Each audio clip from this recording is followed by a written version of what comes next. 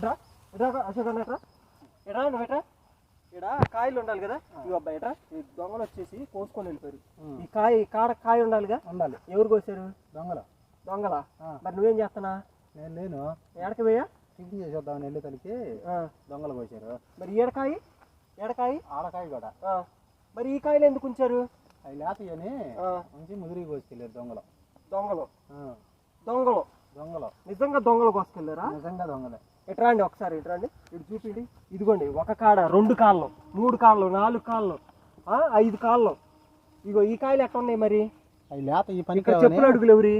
దొంగలయ్యే. ఇగో ఇవన్నీ ఈ దొంగలయ్యా మనవి కాదు. చూసారండి ఎంత దుర్మార్గపు దుశ్చర్య జరుగుతుందంటే. అన్నని అడిగితేమో దొంగలు అంటున్నాడు. దొంగలు నిజంగా ఎత్తుకెళ్తారా? దొంగలు ఎత్తుకెళ్ళే వాళ్ళు మొత్తం కాయలు ఎత్తుకెళ్ళాలిగా. ఆ 2 కాయలు పర్టికులర్గా ఎందుకు తీసుకెళ్తారు? మన అన్నయ్య బాగున్నాయి ఆ కాయలు అన్నాడు. బాగున్నాయి అన్నావు, పాకానికి వచ్చినాయి అన్నావు కనుక